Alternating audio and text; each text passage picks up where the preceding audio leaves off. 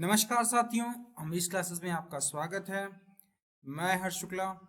तो साइंस की एक और क्लास के साथ आज शुरू करेंगे हम लोग स्वास्थ्य एवं पोषण के कुछ क्वेश्चन, जहाँ पे देख रहे थे कि आपको किन किन बीमारियों के बारे में, कल हम लोगों ने विटामिन के बारे में देखा।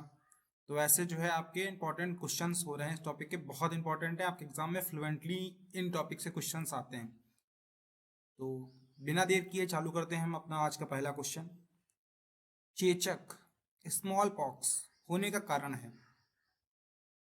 आपका पहला क्वेश्चन है, चेचक स्मॉल पॉक्स होने का कारण है। तो जो लोग भी यूपी पुलिस एग्जाम या फिर किसी भी वनडे एग्जाम की तैयारी कर रहे हैं, वो हमारी प्लेलिस्ट को डेली फॉलो करें। आप स्टार्टिंग से आपके लिए प्लेलिस्ट बना दी गई हैं, आप इनको प्लेलिस्ट को देखिए। आपकी हिस्ट्री की होगी और जीएस जनरल साइंस जो मैं करा रहा हूँ, बाकी आपकी पॉलिटी की भी अवेलेबल है, तो वहाँ से आप क्लास करते रहिए। चेचक होने का कारण है रूबीओला वायरस, वेरिओला वायरस, वेरिसेला वायरस या मिक्सो वायरस। तो स्मॉल पॉक्स चेचक होने का क्या कारण है? Myxo virus. Myxo virus D होगा आपका right answer. Myxo virus, myxo virus. अगले क्वेश्चन को देखेंगे। शरीर के किस अंग की खराबी से मधुमेह होने का प्रकोप रहता है? कौन से अंग खराब होने से मधुमेह होने का डर रहता है? तो लीवर, पैनक्रियाज, किडनी या फिर हृदय। तो आपका राइट आंसर होगा पैनक्रियाज। पैनक्रियाज की खराबी से मधुमेह होने का प्रकोप रहता है, डर रहता है। अगले क्वेश्चन को देखेंगे। मियादी ज्वर, मियादी ज्वर टाइफाइड किस कारण से होता है? आंसर करिएगा। वायरस, जीवाणु, फफूंद, इनमें से कोई नहीं। मियादी ज्वर, ये भी क्वेश्चन आपका बहुत इंपॉर्टेंट है। मियादी ज्वर किससे होता है? तो ये आपको याद रखना है, जो जीवाणु से, विषाणु से, प्रोटोजोआ से,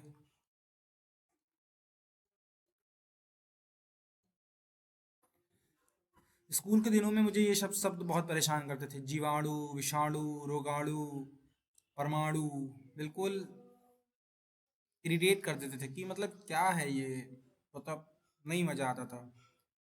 और पढ़ना पड़ता है, बहुत आसान भी है। जीवाणु विषाणु में सब में अंतर करना बहुत आसान है। तो मियादी ज्वर किस कारण से होता है? तो ये आपका होता है जीवाणु के कारण। जीवाणु के कारण, जीवाणु के कारण। टाइफाइड होता है, टाइफाइड किसके द्वारा होता है? स्यूडोमोनास स्पीसीज द्वारा, स्ट्रेटाफाइलोकोलस स्पीसीज द्वारा, बैसिलस स्पीसीज द्वारा, साल्मोनेला टाइफी द्वारा।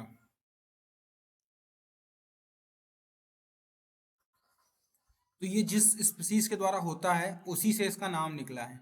देखो, टाइफी, साल्मोना टाइफी, ये होता है साल्मोनेला टाइफी के द्वारा, टाइफाइड। ये सब क्वेश्चन आपके एग्जाम में अभी तक आए नहीं है, बट आ सकते हैं, इंपॉर्टेंट है। ये वाला क्वेश्चन जो है आपके एग्जाम के लिए इंपॉर्टेंट हो सकता है।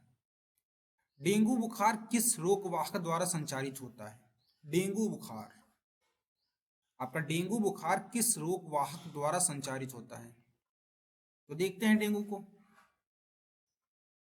क्या आपका क्यूलेस फटिगन, इनाफ्लीज, कल्सीफेलिस, एडीज इजिप्टी या मंसोनिया यूनिफॉर्मिसी।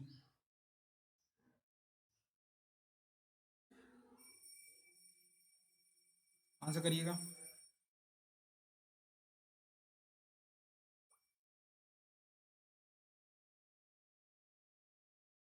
तो देखो, ध्यान दीजिएगा, एडीज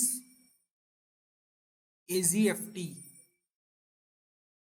एजीएफटी ये जो है ऐसा मच्छर है, इसको क्या बोलते हैं? येलो फीवर मच्छर। येलो फीवर, मॉस्किटो या मच्छर। जो कौन कौन सी बीमारियों को, तो डेंगू और chikungunya, chikungunya, dengue, chikungunya, Zika, Zika बुखार और मायरो, मायरो फीवर, ये इन सबको कैरी कर सकता है, इन सब के अन्य रोग के एजेंटों को फैला सकता है। ये जो वायरसेस हैं, जो वायरसेस हैं इनके एजेंटों को फैलाने का काम कर सकता है कौन, एडीज इजिप्टी, एडीज इजिप्टी, इसको येलो फीवर मच्छर भी कहते हैं।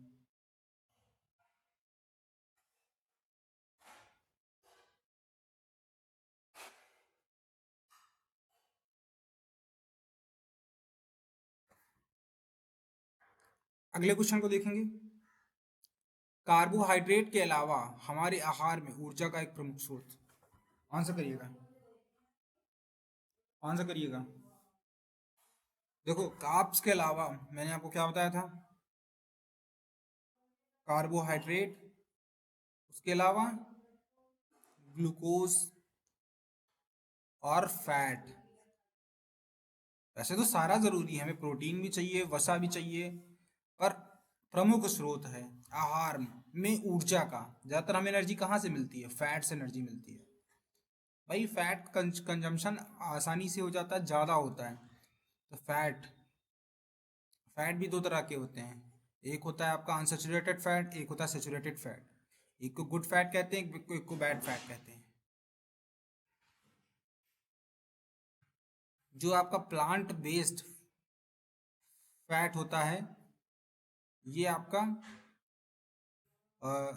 गुड फैट में आता है, और जो आपका एनिमल बेस्ड फैट होता है ये आपका बैड फैट में आता है,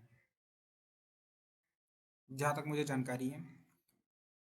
बच्चों में अंगों की अस्थियां मुड़ जाती हैं यदि कमी हो, विटामिन ए की, विटामिन बी 1 की, विटामिन डी की या विटामिन ई की। तो आपको मैंने कल बताया था कि विटामिन डी, विटामिन डी की कमी से कौन सा रोग हो रहा था, रिकेट्स हो रहा था। और रिकेट्स में ही यही होता है कि बच्चों की अस्थियां मुड़ जाती हैं, ये विटामिन डी हो जाएगा। और ये सूर्य की उपस्थिति में मिलता है।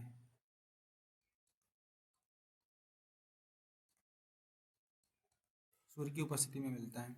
अगले क्वेश्चन को देखेंगे। निम्नलिखित में से कौन सी बीमारी पानी द्वारा नहीं होती, कौन सी बीमारी है जो पानी के द्वारा नहीं हो रही है, फ्लू, टाइफाइड, हैजा या फिर अमीबियासिस, पानी के द्वारा।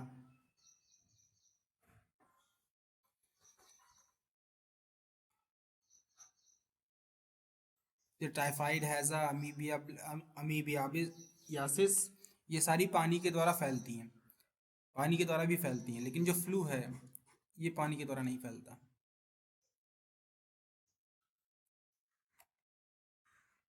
निम्नलिखित में से कौन पोलियो का कारण है, एक कवक है, एक वायरस है, एक कृमि है, एक बैक्टीरिया है। तो पोलियो, पोलियो के लिए क्या देते हैं आपका, 2 ड्रॉप पिलाए जाते हैं, 2 बूंद जिंदगी की।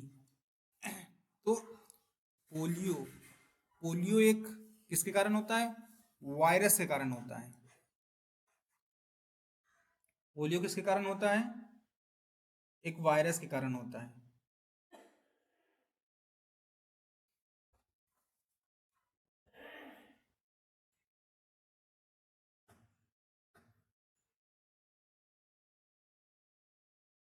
ठीक है, किसके कारण होता है पोलियो, एक वायरस के कारण होता है।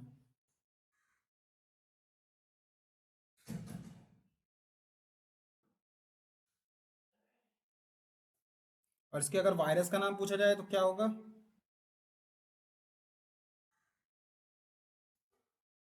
तो हिंदी में आपको पोलियो वायरस भी लिखा देखने को मिल सकता है।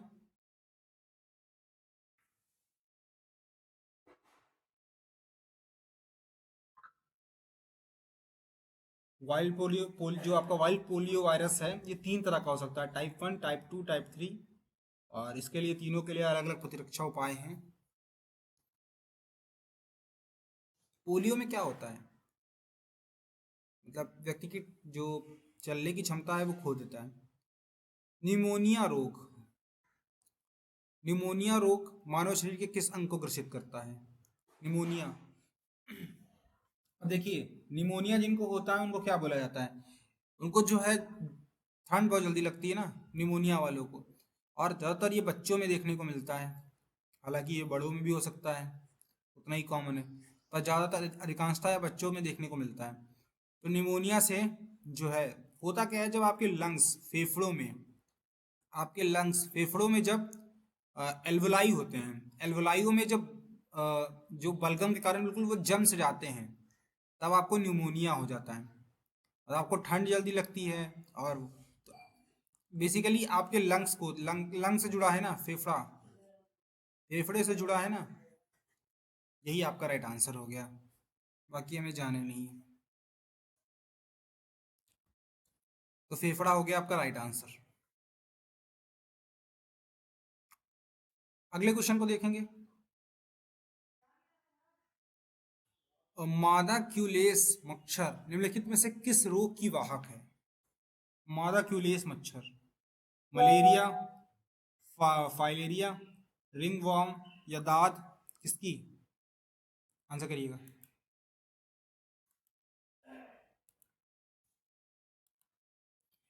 जो आपकी मादा क्यूलेस मच्छर है निम्नलिखित में से किस रोग की वाहक है? तो आपका राइट आंसर क्या होगा? फाइलेरिया होगा। क्या होगा? फाइलेरिया होगा आपका राइट आंसर। फाइलेरिया होगा आपका right answer. Filaria will be your right answer. रक्त का थक्का बनने में निम्नलिखित में से कौन सा अवयव मदद करता है? विटामिन ए, डी, के, फॉलिक अम्ल, कल ही आपको बताया था। राइट आंसर क्या होगा? विटामिन के।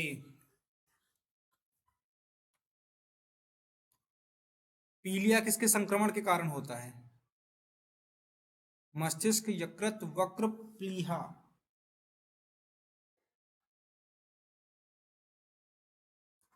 तो पीलिया आपको तब होता है जब आपके लीवर में इंफेक्शन होता है, यकृत।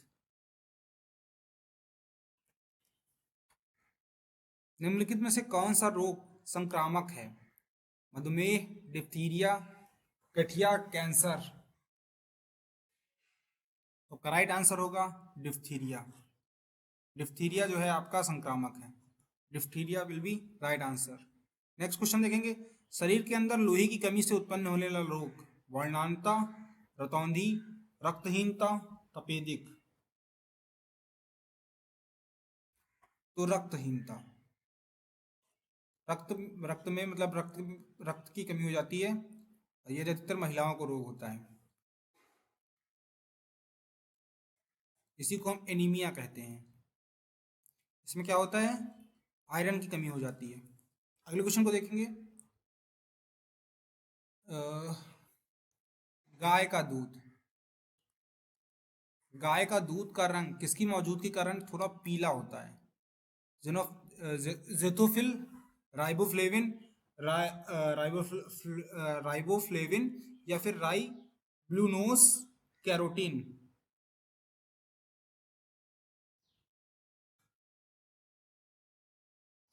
तो गाय का दूध जो है वो पीला होता है कैरोटीन के कारण। गाय के दूध में कैरोटीन होता है, इसके कारण उसका रंग पीला होता है, थोड़ा पीला। निम्नलिखित में से कौन सा रोग प्रायः वायु के माध्यम से फैलता है?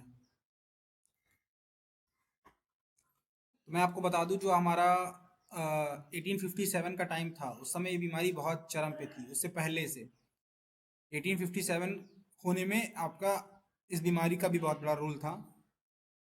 आई होप अब आप समझ गए होंगे। आपका प्लेग होगा राइट आंसर। क्या होगा? Plague. Plague will be right answer. तो ये वायु के माध्यम से फैलता था, इसीलिए ज़्यादा खतरनाक था। टाइफाइड, ट्यूबरक्लोसिस, हैजा।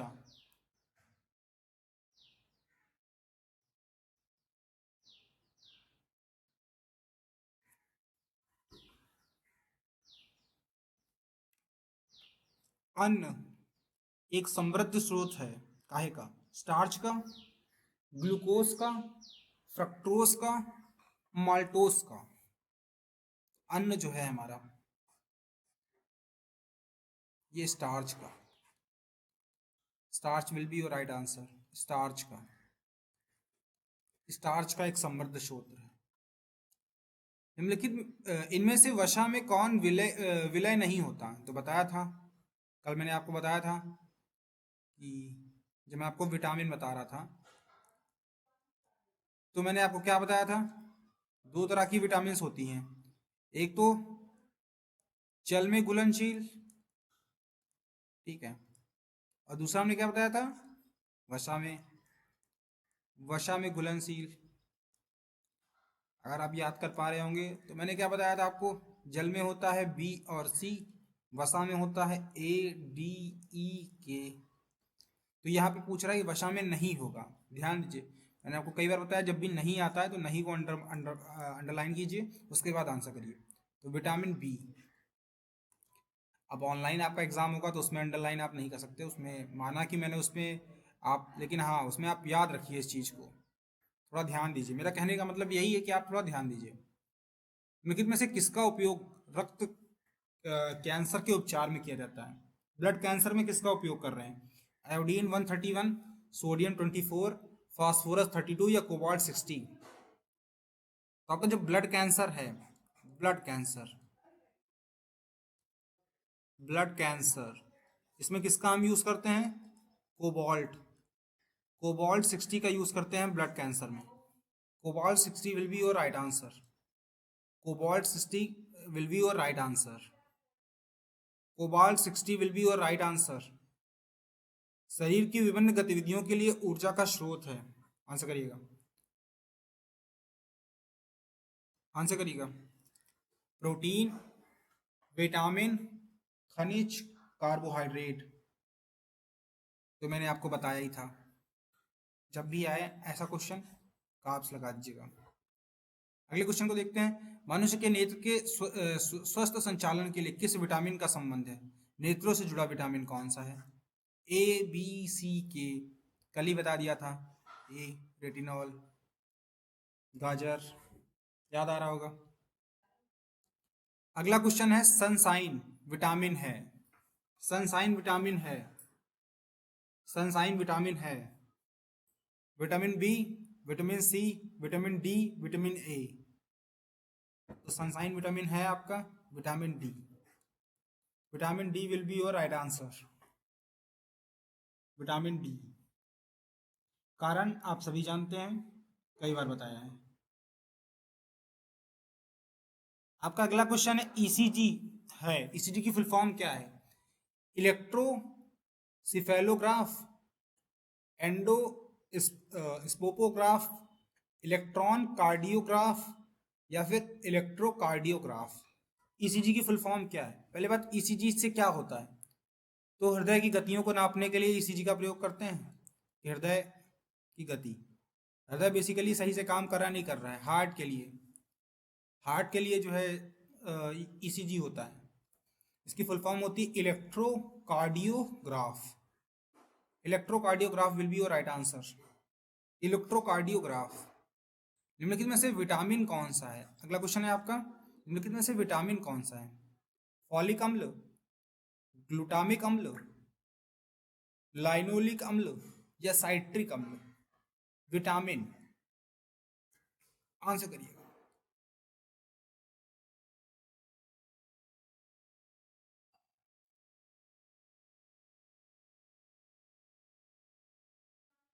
आंसर करिएगा। तो मैंने बताया था कल, फॉलिक एसिड होता है ना, फॉलिक एसिड होता है, फॉलिक एसिड होता है आपका, कल मैंने आपको बताया था फॉलिक एसिड। तो ये हो जाएगा आपका ए राइट आंसर। ये हो जाएगा आपका राइट आंसर। निम्नलिखित में से कौन सा रोग रक्तदान द्वारा नहीं फैलता? मतलब जो आपका ब्लड डोनेशन होता है उसके द्वारा नहीं फैलता। हेपेटाइटिस, टाइफाइड, एचआईवी या मलेरिया? रक्त के द्वारा नहीं फैल रहा है। तो हेपेटाइटिस भी होता है, एचआईवी भी होता है, मलेरिया भी होता है। आपका राइट आंसर होगा typhoid. Typhoid will be your right answer. Typhoid होगा आपका राइट आंसर। टाइफाइड होगा आपका राइट आंसर। 14 वर्ष तक की आयु के बच्चों के विकास के लिए निम्नलिखित में से कौन सा सबसे अधिक महत्वपूर्ण है? प्रोटीन, विटामिन, वसा, दूध?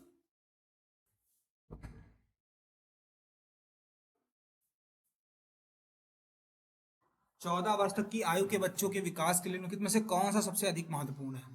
प्रोटीन, विटामिन, वसा, दूध? प्रोटीन होगा आपका राइट आंसर। प्रोटीन। अगले क्वेश्चन को देखेंगे। पीत ज्वर संचारित होता है, तो ये होता है आपका एडीज द्वारा, एडीज मच्छर द्वारा। अगला क्वेश्चन है, मानव शरीर में इन्फेक्शन रोकने के लिए कौन सा विटामिन मदद करता है? इन्फेक्शन रोकने के लिए तो मैंने कल आपको बताया था, इसको क्या बोलते हैं? रोग प्रतिरोधी। प्रतिरोधी, रोग प्रतिरोधी। ये आपका होता है विटामिन ए। Vitamin A. छिली हुई सब्जियों को धोने से कौन सा विटामिन निकल जाता है? छिली हुई सब्जियों को धोने से कौन सा विटामिन निकल जाएगा? तो विटामिन सी निकल जाता है। विटामिन सी आपका छिली हुई सब्जियों को धुलने से विटामिन सी निकल जाता है। तो छिली हुई सब्जियों को धोना नहीं चाहिए अगर बहुत ज़रूरी ना हो तो। ये थे कुछ आज आपके इम्पोर्टेंट क्वेश्चन। एक बार आप कमेंट बताइएगा आपको ये आज की क्लास कैसी लगी। एक बार कमेंट बताइएगा आपको आज की क्लास कैसी लगी। और कोई सजेशन हो, कुछ भी हो, कुछ आपके क्वेश्चन हो तो आप हमें कमेंट में लिख सकते हैं। बाकी thank you so much. Next class में मिलते हैं।